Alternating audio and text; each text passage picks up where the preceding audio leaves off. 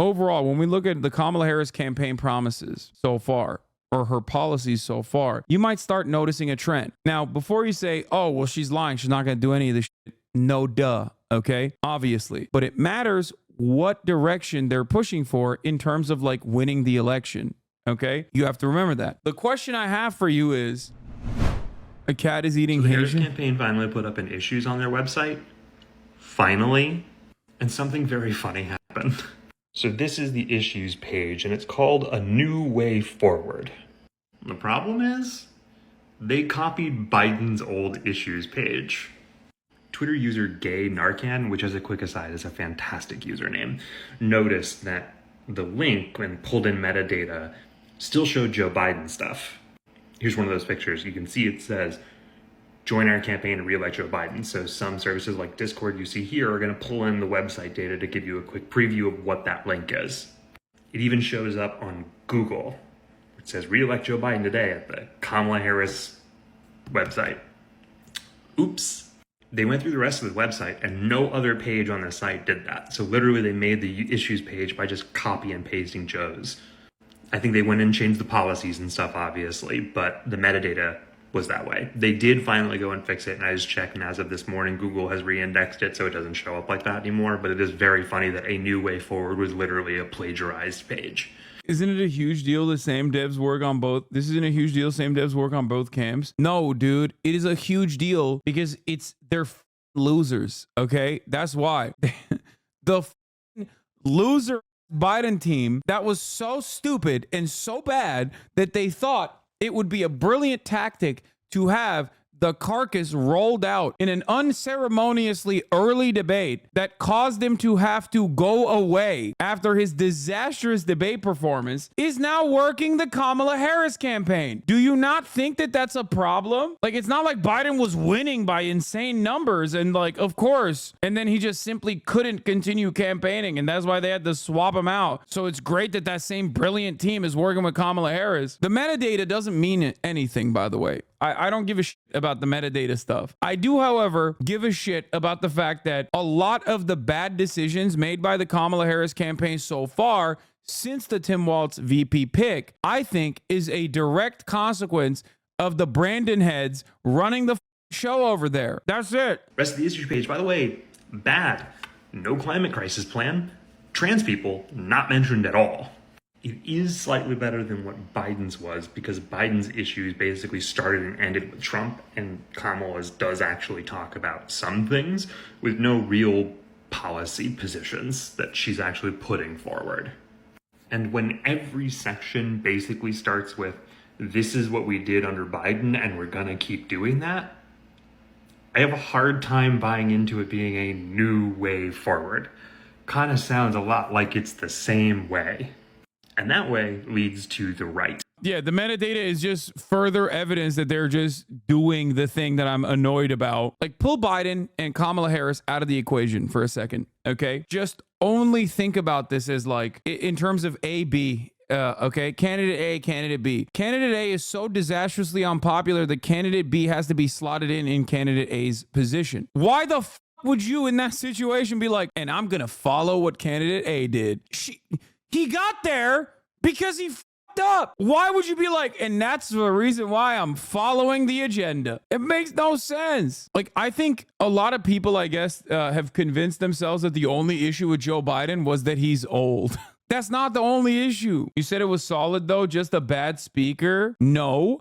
I said that Joseph Robinette Brandon's message, especially in his last days, we're talking like he died, would be pretty solid. He was just a bad messenger for it because he was advocating for like rent caps at the federal level, like addressing a lot of the real economic issues that people were experiencing. It wasn't just his age that was an issue. It was obviously the bad policies that he was trailing behind Donald Trump on. Immigration, Israel, Palestine, the inflation, like the economy. These are the triple Monties beyond abortion. He also was doing a job with like abortion in general That was just carried by grassroots momentum and mobilization. The problem is Kamala Harris, she had a clean break. Like, she had a phenomenal opportunity. She had a phenomenal opportunity to be like, yeah, we're not looking back. You know, we're not looking back. We're not going back. We're not going back. That doesn't just mean we're not going back to Donald Trump. That means we're not going back to Joe Biden too. She could have just done that and been like, and we saw it. We saw it reflected in the polls, right? I showed you polls at the time where in a universal historic incumbent disadvantage election cycle globally, whether it be France, whether it be the UK, in a historic incumbent disadvantage cycle due to global inflation, Kamala Harris actually was outperforming Joe Biden on that issue, and people were not holding her responsible for it. What a phenomenal gift to the campaign. So when you take that gift and then you slap it in the face and go, no, this is my economy. No, please hold me responsible for everything that the Joe Biden administration did. A lot of you did not like. What the fuck are you doing? Like, she literally shat on the clean slate that she had. It makes no sense. If Joe Biden was doing great, Kamala Harris would have never been the presidential nominee. So obviously, people weren't just upset about his brain and upset about how old he is. That was just the tip of the iceberg. That was what actually fed into people also finding a lot of the other stuff that he did unfavorable because he wasn't, mentally there to be able to defend some of these things. They think Biden would have won without the bad debate night. I mean, potentially. I think without the bad debate night, and also if Biden's brain wasn't actually destroyed, he might have. But that was not because Biden was like popular. Okay, you need to understand that is because Donald Trump was still unpopular. That's it. Cut tax for the middle class families. Ugh. Unlike Donald Trump, Vice President Harris and Governor Walz are committed to ensuring no one earning less than $400,000 a year will pay more in taxes. They believe that we need to chart out. They will also expand the child tax credit to provide $6,000 tax credit to families with newborn children. They believe no child in America should live in poverty. Like, I hate that the only time we do good things is in the form of a tax cut. No policies can ever be implemented that is not a tax cut. It's got to be a tax cut. Reading all the fluff. Here's a list of raw policies I pulled out of our issues page for you. Restore child tax credit. Okay. Restore earned income tax credit. Anyone making under 400K will not see a tax increase. Rolling back the Trump tax cut for the wealthy. Create billionaire minimum tax. Tax on stock buybacks quadrupled. Long-term capital gains for 1 million plus a year in earnings from 20 to 28%. Build 3 million new homes. I mean, this is not fluff, by the way. There is actual, so far, some of these are really good. Right? Problem is, they don't actually push any of the good policies. They just kind of let that hang over there, and they only focus on the tax credits or tax cuts in general. The capital gains, by the way, for Biden was higher. Biden came in at 40%, I think, and long-term capital gains for 1 million plus a year in earnings from 20%. Kamala Harris is saying 28%. Build 3 million new homes. The problem with this one, I think, is that it's just about like deregulating certain things and not like simply zoning. That's number one. Penalties for firms holding homes to drive up prices, unrealized gains and taxes over 100 million. Outlaw price fixing apps used by landlords. That's actually a good thing. And also a thing that the administration is also already working on. Another one of those like good policies, like from the Brandon camp, from the Brandon admin, that they never talk about. Up to $25K for new home buyers down payments. Not my favorite. I don't really like this at all. It is what it is. I'm sure it'll maybe help some like middle class, like middle income, upper middle income people get excited to vote for her. But like overall, I think the real problem with housing is the unaffordability crisis is caused by not enough units, which she addresses here, but more importantly, not enough affordable units in general. Small businesses, this part I do not care for and actually think is just both policy and also your politics in general. Wants 25 million new business applications, startup expense tax deduction for new business from 5K to 50K. Bring down more tax cuts. Why don't you like the 25K down though? Because the $25,000 down payment, like the help for $25,000 down payment, does not actually address the root cause of the problem. I mean, it's fine. It's not the worst policy. It just does not address the root cause of the problem. It's barely a Band-Aid. It helped me buy my first home in Illinois. You understand where I'm coming from though, right? Like, you get it. That's why I said it's helpful for a lot of people who are right there. And there's a ton of people who would actually benefit from it, and they would most likely go out and vote for the Democratic Party. But ultimately, it's not. And no, it's not true. If 25K is what's keeping you from buying a house, you can't afford the taxes. No, you're wrong on that. You're literally wrong on that. For a lot of people, the down payment is what stops them from being full-blown home buyers or apartment buyers versus apartment renters permanently. There's a lot of people that are right at the margin, but they just don't have enough push to be able to get it. Now, of course, this also runs into the problem of like, then they're just going to raise the prices by $25,000. But yeah, the biggest problem, the biggest hurdle that stops people from going from permanent renters to like home owners or apartment owners is literally the down payment. That's it. Once you have enough capital put together for the down payment, especially if interest rates are low, yeah, you're locked into a mortgage for sure, but you can just buy a house and instead of paying rent, you just pay a mortgage payment. Obviously, there's differences. There's homeowners association fees depending on where you're at. There's property taxes and things of that nature depending on which state you're in. But ultimately, a mortgage payment is significantly more stable than rent because rents just get increased willy-nilly due to market conditions. Market conditions dictate that rent always goes up, sometimes by 5%, sometimes by 10%, but at the end of your lease. It's up to the whims of the landlord, whereas once you're locked into your mortgage, you're locked in. That's your rent permanently for 30 years, unless you refinance. Yeah, and also, Hazard MTG is correct. RealPage sued by DOJ for rent price fixing. Exactly. So that's like a good thing that they're doing, right? Outlaw price fixing apps used by landlords. And also going after landlords that are using price fixing apps. Like that kind of is good. And in terms of the small businesses, startup expense tax deduction for new businesses from 5K to 50K. I think Trump had something similar for this as well. Ultimately, it doesn't really matter. I don't think this is like what actually is a significantly better way to talk about small businesses is universal programs that allow small businesses to remain competitive with large businesses by having the government actually play the role of providing some of these amenities or providing some of these like paid family leave or, you know, even healthcare if that was a thing. If you didn't have to pay for your employees' healthcare costs, small businesses would thrive. They'd be actually competitive against big businesses because then big businesses that already have like significantly better rates and significantly better platinum policies because they have long-term contracts with insurers couldn't just turn around and be like, we have better healthcare. You have to come work for us instead of the mom and pop shop. Overall, I think that, you know, there is an infinitely better argument to make for universal programs when you're talking about small businesses. And Tim Walz actually used to do that quite well, but haven't really heard about him. Haven't really heard about his policies from that aspect at all. Bring down costs, ban of corporate price gouging. Don't know if they'll actually follow through on it, but it's good that they're promising it. That's actually at least like smart that they're promising that. Polling at 83%, by the way. One of the most bold policies that they've posted. One of the boldest policies that they've posted.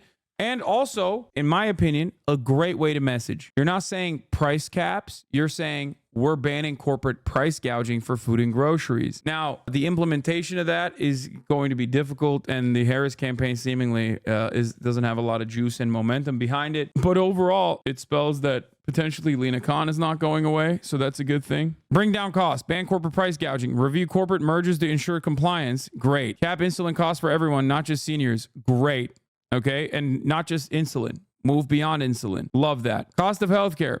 Expand and make permanent ACA tax credit enhancements. $2,000 out of pocket cap for all seniors extended. Negotiate lower prices on more drugs. Great. Work with states to extend Medicaid postpartum coverage from 2 months to 12 months. Also great. A lot of this stuff is great. Okay, great. Can it be better? Absolutely. Could you clean this up by making, again, a policy prescription that is easier to understand for most Americans? Also, absolutely. Social Security, make the rich pay more into the system. It means removing the cap. There's no other way that you can make rich pay more into the system.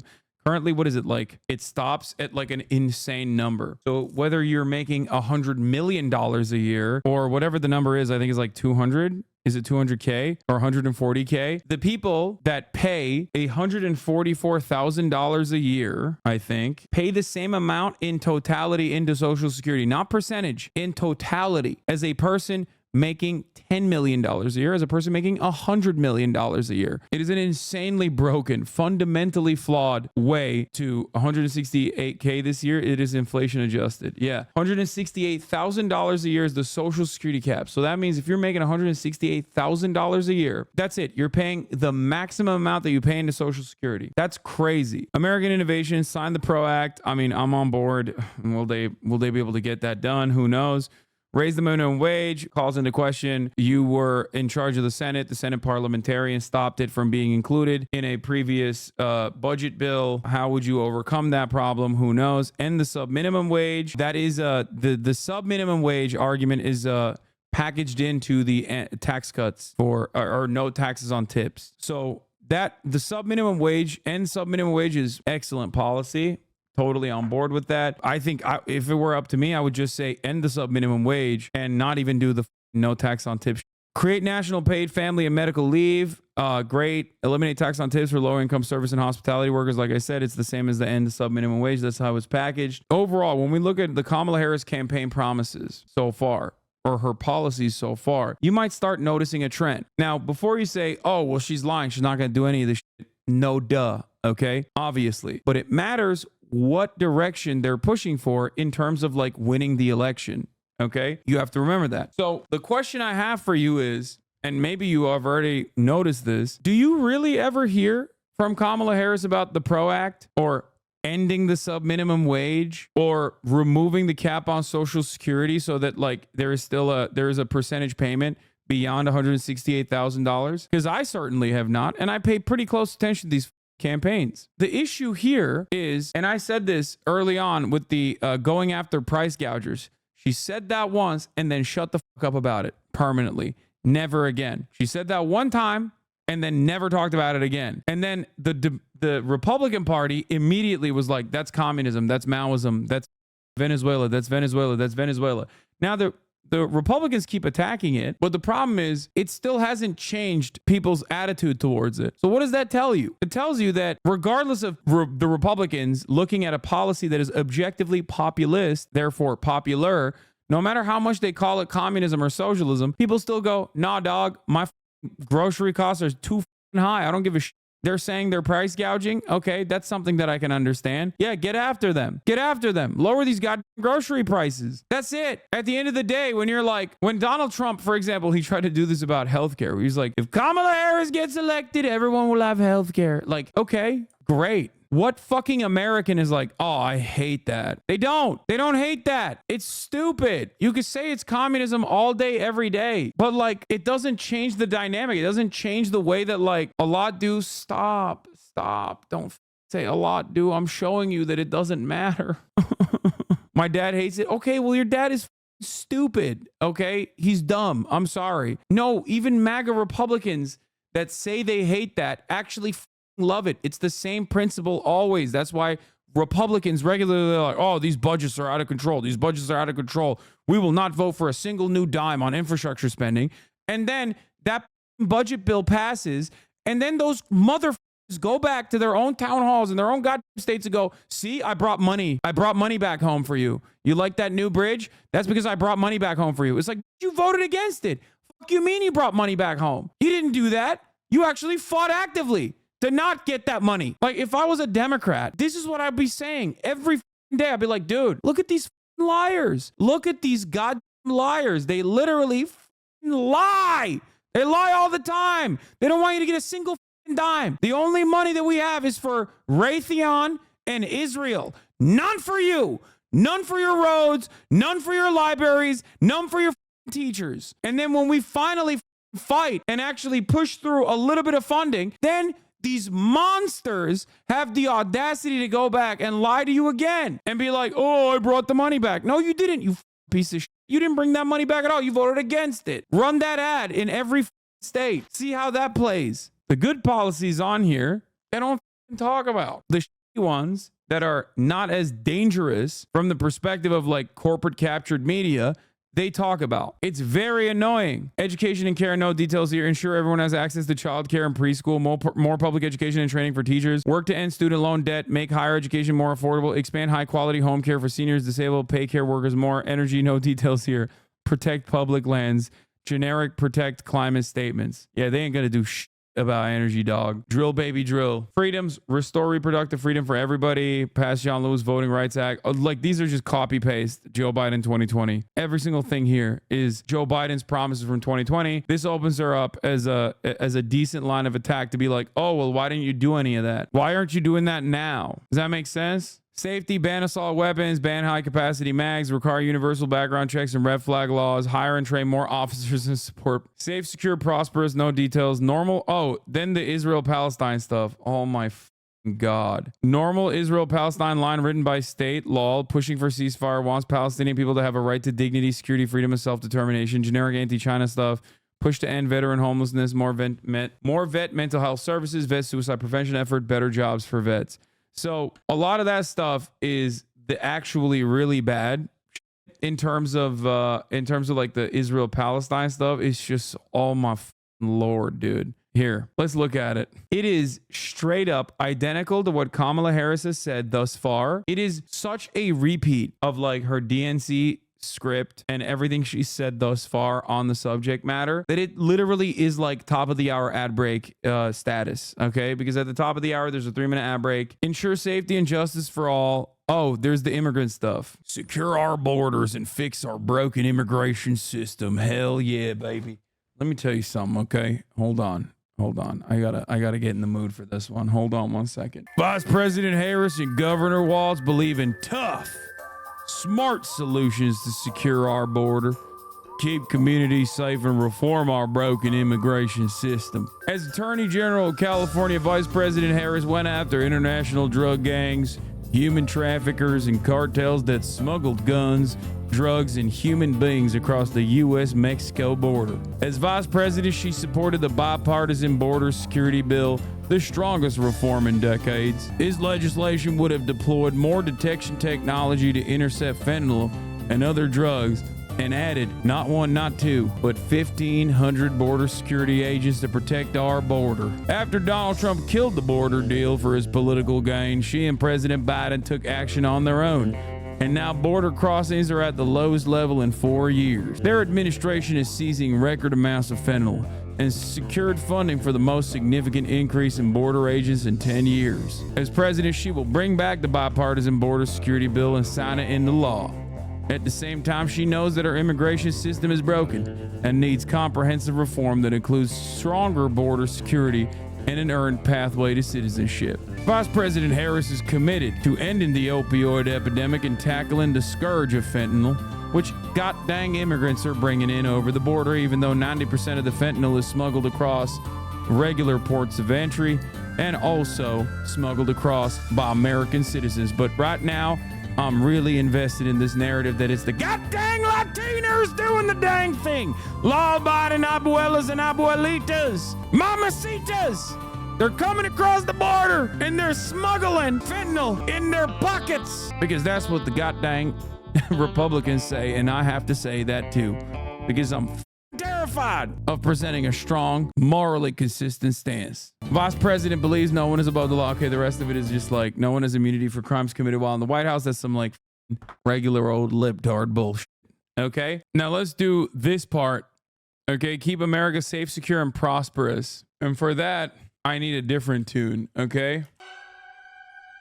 Vice President Harris is ready to be the commander-in-chief on day one. She has helped restore the American leadership on the world stage and strengthened our national security through her travels. Vice President Harris has been a tireless and effective diplomat on the world stage. She has met with China's Xi Jinping, making clear that she will always stand up for the American interests in the face of China's threats, and traveled to the Indo-Pacific 4 times to advance our economic and security partnerships. She visited the Korean demilitarized zone to affirm our unwavering commitment to South Korea in the face of North Korean threats. 5 days before Russia attacked Ukraine, she met with the President Zelensky to warn him about Russia's plan to invade. Just work with our allies to ensure NATO is stronger than ever. Vice President Harris will never hesitate to take whatever action necessary to protect U.S. forces and interests from Iran and Iran-backed terrorist groups. Jawohl! Vice President Harris will always stand up for Israel's right to defend itself, and she will always ensure Israel has the ability to defend itself. She and President Biden are working to end the war in Gaza, such that Israel is secure. The hostages are released, and the suffering in Gaza continues. I said ends, but I actually mean continues. And the Palestinian people can realize their right to dignity, security, freedom, and self-determination. She and President Biden are working around the clock to get a hostage deal and ceasefire deal done. Okay. There you go. Bro, my fiance thinks I'm watching a World War II documentary. You are. You're living in the World War II documentary. It's just revamped. We're on the wrong side of it now. Anyway, you know, good stuff overall.